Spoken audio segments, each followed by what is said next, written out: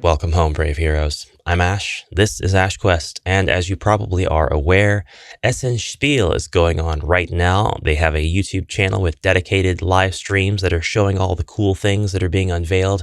We've still got Lucca going on a little bit later this year in Italy, but for now, in Germany, the game convention is on. And of course, Avalon Hill is going to be there.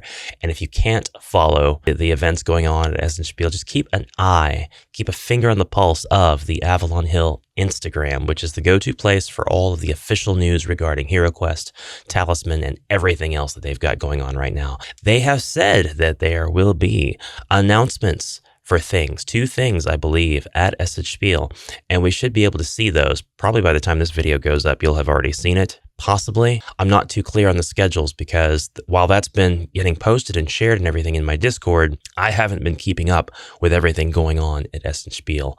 This week, I haven't been keeping up with a lot, but I have been able to get my ducks in a row enough to play right here, right now, an exclusive game of First Light. You can't find this anywhere else. Actually, you can, because I'm going to be playing First Light on the HeroQuest app. We're going to be checking that out here shortly, because for those of you who don't know, First Light, the new game system for HeroQuest, is added into the app. You can now play First Light in the HeroQuest app right now. It's in there. As long as your country has access to the HeroQuest app, the Zargon app, titled by many of us, you are able to play First Light. It will be available as a selection, as one of the campaigns that you can choose after you select your party or compose your party. So we'll be getting into that shortly. There has been some talk about what kinds of announcement Avalon Hill will make. We know that they're gonna drop us the release date for First Light, right? And the pre-orders pages are already starting to show up on different stores. Given that we haven't had any slip-ups in regards to pre-order pages going live and then canceling, has that happened? I can't remember now because the releases are so close together. Did that happen with First Light, or did that just happen with like Jungles of Delthrak? I don't remember now.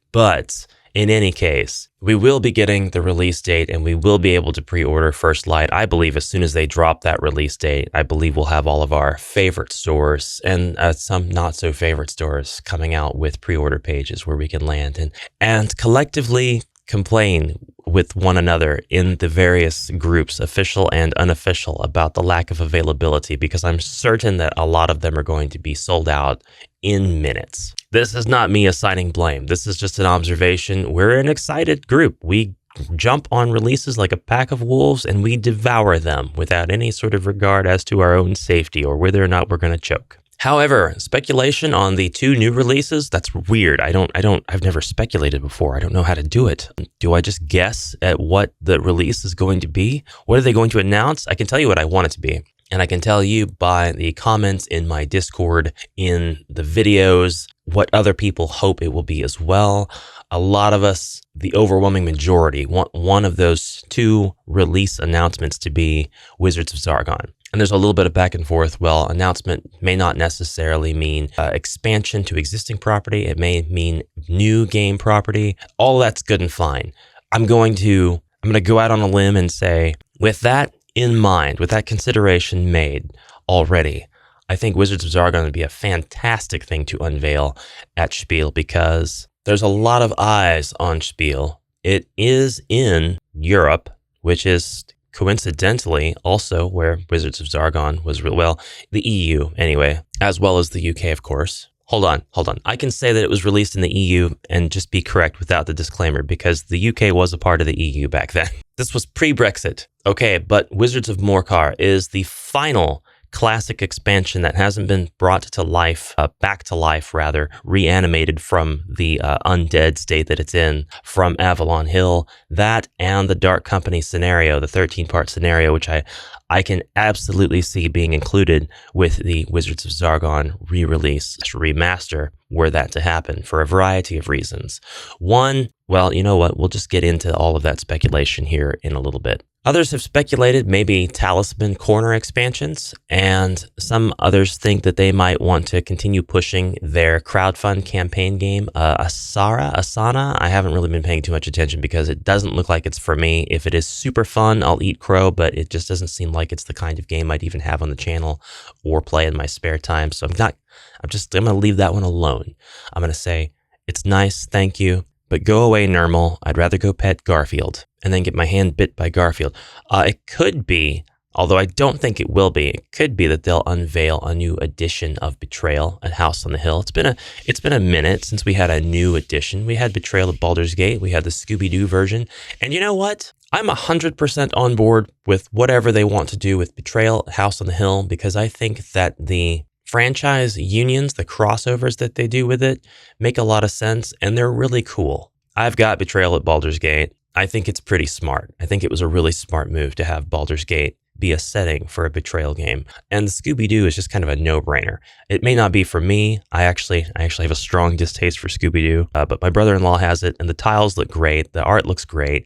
Everything is licensed with respect. The idea of the Scooby Gang going into a mansion and then one of them betraying the other ones is a hilarious concept to me. I can't even get over it. It's like, Zoink, Scoob, let's go. And then he just turns on everybody and it tries to actively kill them all. It's fantastic. It's like Shaggy ate the wrong brownies that day. What were we talking about? SPIEL. That's what I've been talking about the whole time. Don't get distracted. Focus. All right. So speculation on Wizards of Zargon. I don't mind talking spec because I haven't talked about speculation stuff in a long time. I simply haven't been given any quarter to do so. Stuff has just been releasing, and before I can get two thoughts out about it, I get a leak, and the leak confirms 90% of what's there. And then I'm left with the material of, here's what I think that 2% could be. Let's talk about these crazy ideas. And it's just not as rewarding to do it that way. So in this weird sort of hybrid podcast, hybrid vlog speculation video, we are going to get around to playing some First Light, and we'll jump through those hoops in just another moment. But first, I want to say, as a purist, as somebody who loves breaking out all my classic stuff, whenever I get the chance, if somebody wants to play HeroQuest, as somebody who loves the miniatures of Games Workshop, who works to take the Warhammer armies and bring them into my classic HeroQuest, as somebody who really tries to keep the classic spirit alive because I love 28mm Heroic and I love the sculpts of that game. As somebody who was miffed that they gave the ogres less body points in the remake of the Mage of the Mirror, and also probably more miffed that they took away the ogre body point tracker from the remake of Against the Ogre Horde, I will say that if Avalon Hill wants to put the Dark Company 13-part scenario quest in Wizards of Zargon, that it would be fantastic for them to do that. That would be a great thing to merge together. For one thing, because they were both ideas that were exclusively published in the EU. We didn't get Wizards of Morcar here in the States. We didn't get a Wizards of Zargon variant, and we certainly didn't get the Dark Company because we never got an Advanced Quest version of HeroQuest. Not Advanced HeroQuest, but the Advanced Quest version of HeroQuest, which was the same game, but with the additional mercenary miniatures and the detachable weapons and the Dark Company quest. This is like the definitive edition of an EU HeroQuest, or at least a UK English version of HeroQuest. It's got everything you could want. It has 90% of what you could want. You still need ogres, you still need wizards, and then you still need the US stuff if you want the US stuff. But having Advanced Quest entitles you to playing games that have mercenaries in them, or men-at-arms, as I should call them. And if I'm famous for being cantankerous over one thing, it's keeping the HeroQuest as one-to-one as possible, which you can still do if you are porting a previously UK EU only expansion into the global new rule set,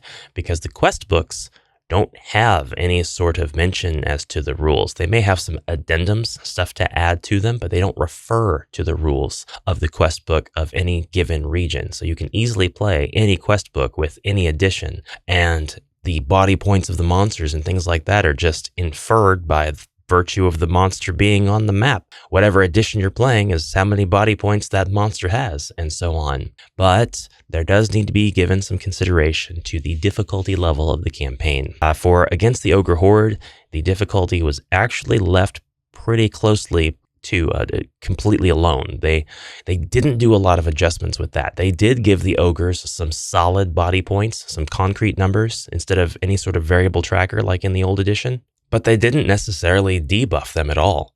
They took away the surprise of the variable amount of body points that an ogre could have. But they didn't weaken the ogre. They made all of the ogres pretty much almost the strongest versions of themselves that they could be.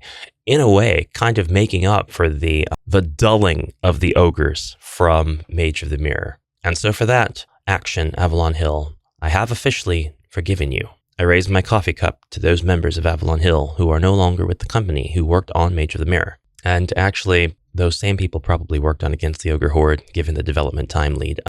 But to go into speculation, I do think it would be a smart move and a move that would make total sense for them to have the Dark Company quest line put into a Wizards of Zargon mode of play because 1, it adds more material, 2, it adds more quests, 3, it does so in an additive way. The changes are all additive. 4, I know I said I didn't want things to be merged together, and that's because there was simply too much material in the things that people had suggested them merging.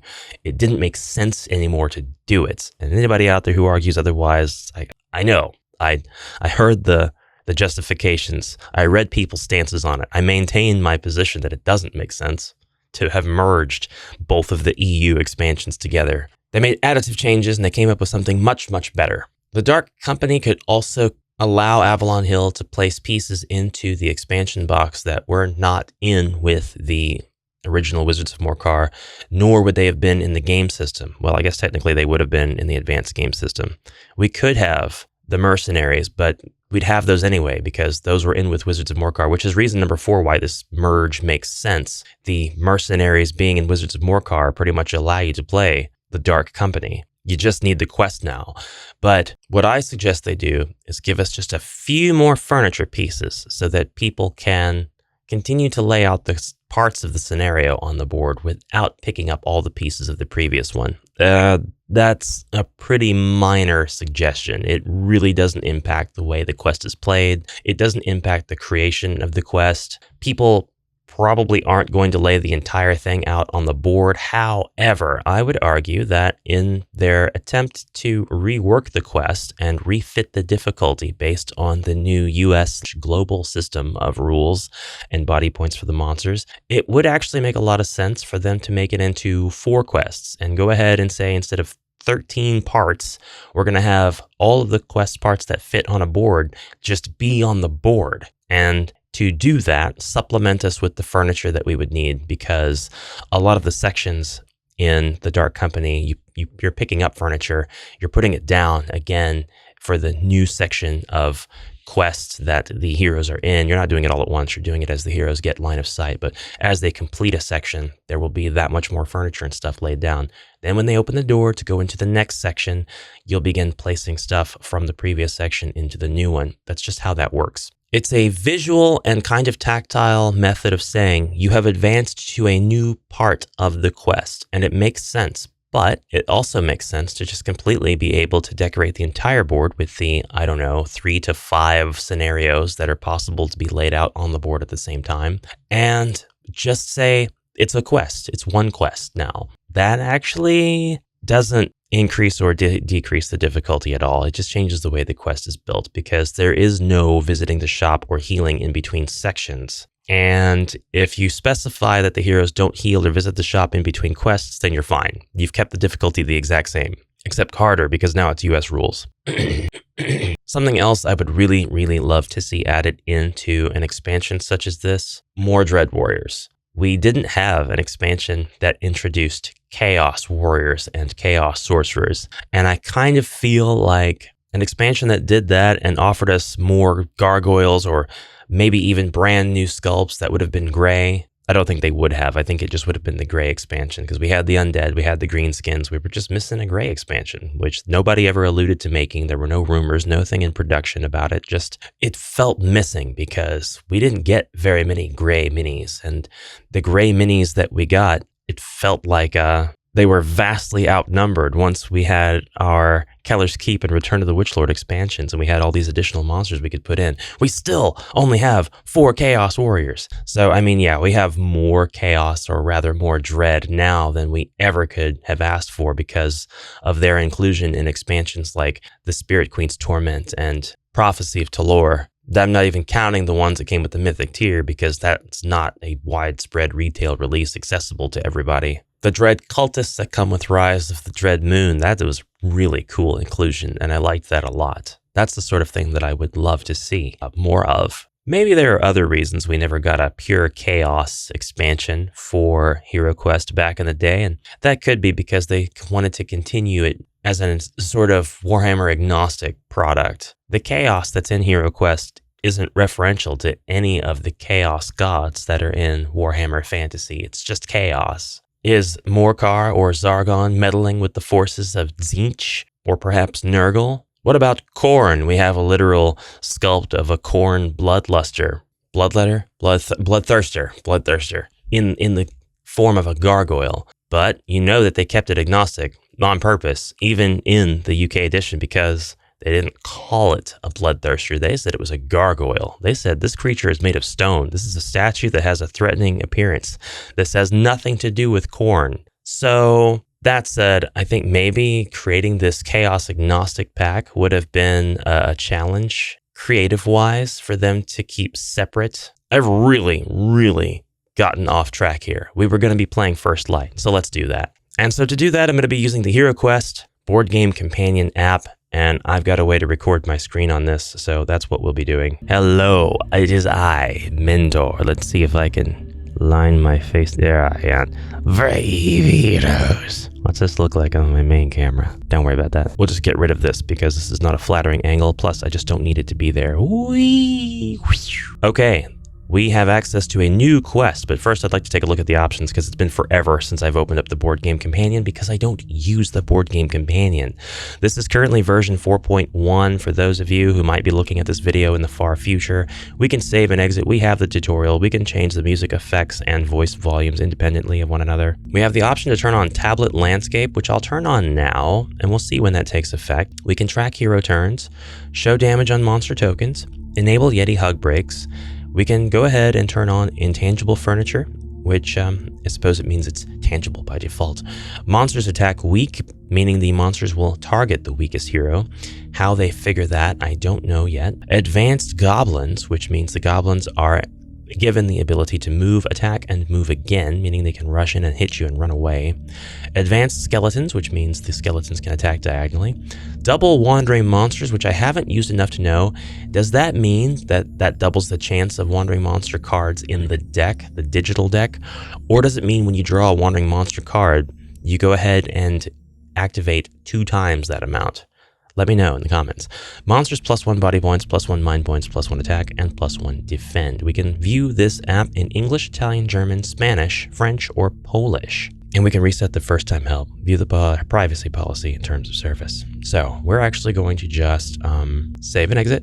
And so far, our tablet view has not gone into effect. New quest. Add new for new party. All right, we can currently be the classic party of 4, plus the Bard, the Warlock, and the Druid mythic versions, all Rogue, Knight, and Monk. That's great. That is a great hero selection. If we select Druid, we only have the 1 portrait option, and I just wanted to see. So if I select Barbarian, I should have 3 options, right? Yes. And I can view the backs of the cards, just like normal, and I'm hitting evidently the wrong button whenever I want to go back. I shouldn't hit that button. We can select what I want to play. First Light's there at the very top.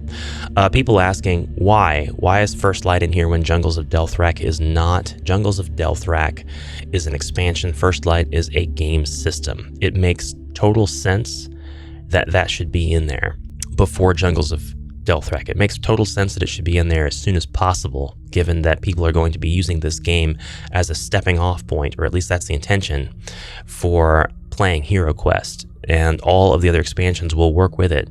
Jungles of Delthrak, by comparison, you need a game system to play that. It's not playable by itself, so you're going to need the game system or First Light to play. So, we're going to play First Light, but I need to edit my party. Okay. We're going to edit that. We're going to go ahead and delete the people I've accidentally put on here. And I actually just want to do a default party. I just want to do a normal party. I'm not even going to put my beloved darling Warlock in there. We're going to say done. We're going to name our new party. I would like to name this party Ash's Clashers. Okay, that works. We'll save. We're ready. We select this party. We select First Light.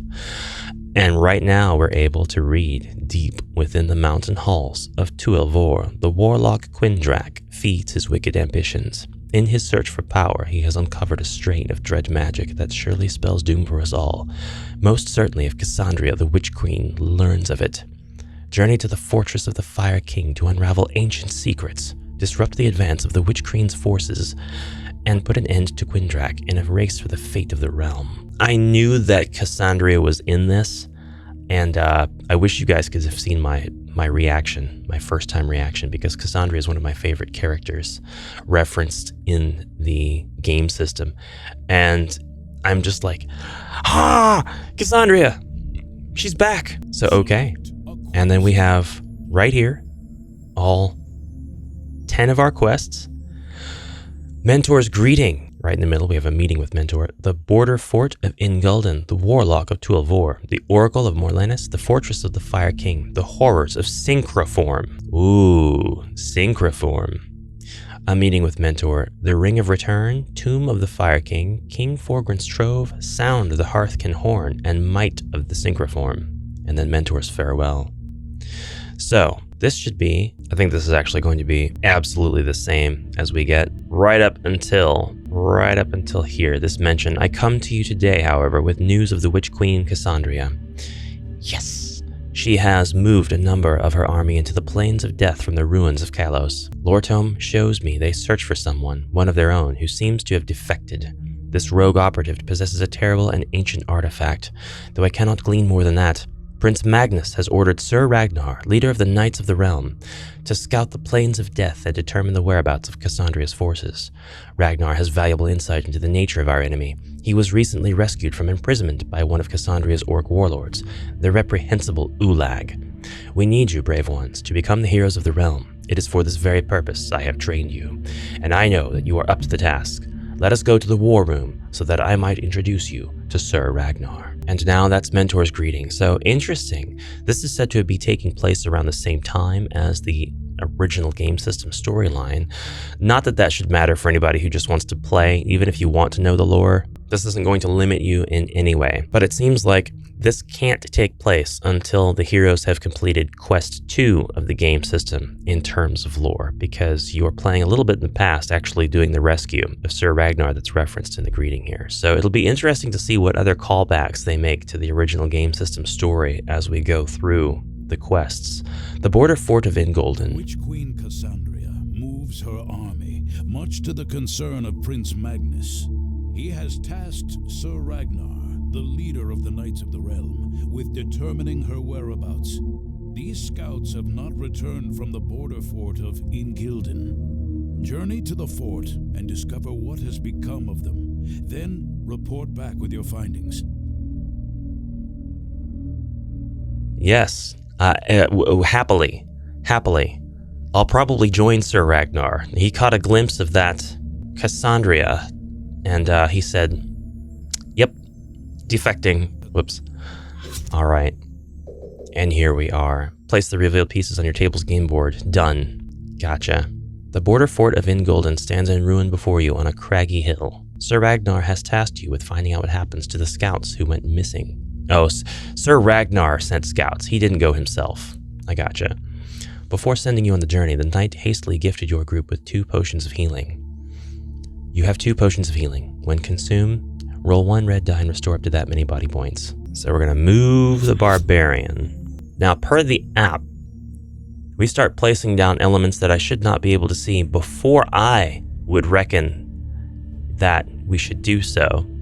So it's interesting to me that we're placing door, and I may have had a similar revelation when I was playing with the app before during a stream. And see how that one doesn't appear until I'm a little bit closer, which makes sense because of where I'm at, but okay. And we'll go ahead and attack this goblin. Don't want to open the door. I want to attack the goblin. And we'll go ahead and kill the goblin. All right, and it's the elf's turn. And the elf is going to kill this goblin. Moving my heroes, and oh! Stairway blocked. There's a thunderous crash as the ceiling gives way. Nice. Oh, and you remove the stairs. So you are instructed to remove the stairs by the app. I wonder if the text in the book says the same thing, because I've seen where some of the quests do indeed take 2 different sets of stairs. We'll open this door, and we have a skull tile as well as goblins. Oh, it's the body of a slain scout. It lies motionless on the stone floor.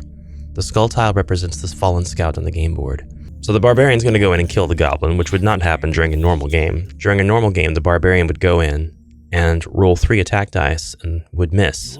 And then the goblin would, a falling blocks trap. Okay, we're going to go ahead and kill this orc. Elf is going to open the door, and we have found the body of another scout. And I stumbled into a pit trap.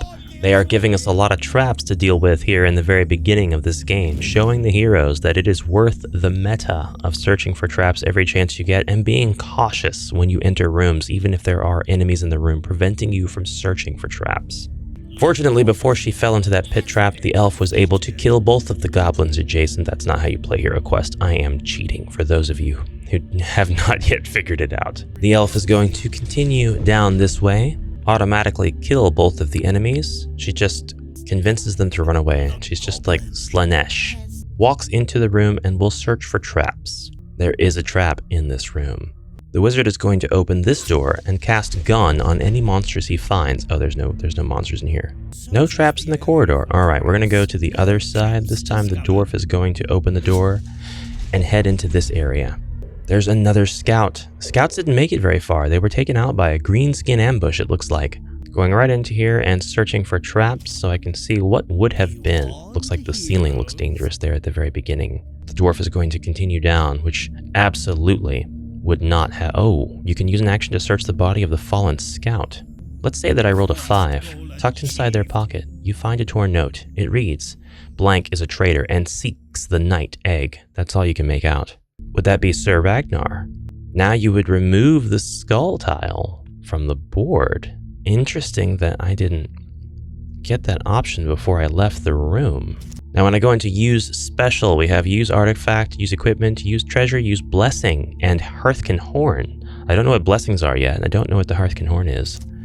But interestingly enough, it doesn't ask me if I want to use an action to search the body of that particular scout. So I think that's interesting. All right, moving down, we start to reveal more of the board. Cheesing it, absolutely cheesing it. We're going to take the dwarf and we're going to dig a diggy hole this way to the south. We've got 2 more orcs. The horde attacks. A chilling horn pierces the air. You tense as the doors throughout the ruins burst open and the halls are filled with the battle cries of goblins and orcs. Yes! And now we have game pieces being placed on the board by Zargon, although it looks like the only one that was placed, it was just one room. It was just one stinking room. All right, well, the dwarf is going to come in here and absolutely pile drive these 2 orcs. They're gone now. They're dead. And then he's going to search for treasure because he can. A secret compartment in the cupboard contains more treasure. Draw 2 treasure cards. Wow. One of them is a wandering monster. Oh, no, it's asking me, but it could have been. I drew no wandering monster cards. None whatsoever. Okay, so nothing going on in there. Just to be absolutely clear, he's going to search for secret doors as well. The elf is now going to travel into the further south room, and there is the final body of the scout. I think there were 4 altogether, right? Maybe there were more, actually. We have a lot of monsters in here. There's no way the elf is going to be able to take on all these monsters alone. The dread captain, Shah Del, holds a polearm askew and bears the mark of the Witch Queen. Ooh, Shadel. Use an action to search the body of the scout? Yes, we'll do a 6 this time. That's 40 gold coins. I guess that's all that scout would have had, really. And I'm just going to go ahead and whip and nay these orcs into oblivion. They are gone now. Dread Captain Shah Del. You know, if you rearrange the letters of Shah, you get Ash. And if you rearrange the letters of Del, you get Ble. So it's almost like a reference. All right. The mighty captain's polearm clatters to the floor, followed by Shadel's lifeless form. You have defeated the Witch Queen's warrior. Let's search for treasure in this room. 300 gold coins in the treasure chest, and on the alchemist's bench you find a tattered note spattered with blood. It reads, Queen Cassandria's warriors move on 12 ore, seeking Quindrak. They have spies everywhere. We are in grave danger due to our discovery. I know not how long we have left. Oh, you did not have long at all, brother. It's time for this dwarf next to move. It's gonna open the door first, kill the monsters in passing without even going into the room, and then open up that corridor fully. All right, we're gonna go back and step into this room. Again, completely cheesing using the app, using the advantage that I have of just putting whatever dice rolls I want, moving as many spaces as I want. There's another fallen scout, and this time he's got a couple of abominations guarding him. We'll step into the room. We'll go ahead and do them that kindness. Actually step into the room this time since they're abominations. Now we'll have our elf go back into the corridor, and the elf will search for secret doors. I think that this is a good place to do it. No secret doors. Use the action to search the body of the fallen scout. Yes, this time another 5. We found 40 gold coins. I guess we have to be like right next to the fallen scout, like we're going to end our turn there in order to have a valid action prompt. So let's do that with this other scout. See what happens. Yes. Okay. This time we'll select a 1. If the scout was carrying anything of value, it was already looted from the body. Gotcha. That's sad though. It's been a minute since the wizard had a turn, so we'll have the wizard go ahead and run out. And now the heroes are all kind of grouped up in the same place. I'm gonna have the dwarf search the body. Oh, he fell into a pit trap. But then he climbed out, and then he's gonna search the body of this scout. Again, a 6, 40 gold coins, nothing else of import. Search for secret doors in this room. There is a secret door in this room. Let us continue on through the door. Open the door. Ooh, it's a tomb. It's a bunch of skeletons. Awesome. We go in there and we cast Cure on everybody. And in doing so, it deletes the skeletons. It just deletes them. They just absolutely are eradicated. And now we're searching for treasure, and we found 200 gold coins in the sarcophagus and the wizard's staff. That's an insane amount of stuff for this quest, but it's such a good feel quest. It's such a nice feeling quest. It feels so balanced and playful. There's stuff going on. There's stuff to do. It's really nice. Search for secret doors, and the elf now has found a secret door, not to be outdone by the wizard. Opening the door, and this time we have found a way out. Elf, you have reached the staircase that leads to the safety outside in the border fort of Ingulden. Do you want to exit this quest? Yes. I kind of think there should be a prompt that asks you if you want to go ahead and just end the quest altogether. Let's see if that happens after I get this dwarf out of here. No, not really. It is actually fine though, because it doesn't take a lot of work to do the prerequisite swiping and dragging across the screen. It's actually really nice to use the app. I think that it wouldn't be a big deal at all to continue on this way, not cheesing the quests and completely spoiling the experience for myself as I have been. But I actually thought that was a really cool quest. It was really well designed. It was not super difficult, but there was an uptick in difficulty because there was a sound the horn trap. There was several traps on the way there. You had a couple of healing potions. This one really does, I think, what the trial does, in that it teaches the heroes to kind of try to sort of stay together, and it does allow them to kind of pass potions around, maybe help your fellow hero to make sure that you can all make it out alive. I can see where some of the combats could get a little dicey, but all in all, really good difficulty rating. You safely return from the border fort of Ingulden and report your findings into the disappearance of the scouts. Exit quest. And with 9 more quests to go, that is a look at First Light and a look at the app. And I have spent way too long on here already. I've got to go. I sincerely thank everybody for watching, for supporting the channel, for checking things out with me. Let's all keep an eye on the reveals at Spiel. And as a weekend worker, I won't be able to comment on any of it until probably Tuesday. But you can enjoy some of the videos and stuff that I have prepared for you ahead of time on the channel before then. It is Thursday today, October 3rd, and this is the day that I am going to be uploading this video. So I hope everybody has a very safe time. If you are checking things out at Spiel, be safe. Don't get sick. Something that I say to people who are going to be in large groups or large crowds of people. To no avail, you get sick anyway. If you're not at Spiel, be safe. Scrolling your phone, don't give yourself carpal tunnel or arthritis. Don't give yourself arthritis. I'm going to end the video here. It's too much brain rot. Have a great rest of your day and bye for now, brave heroes.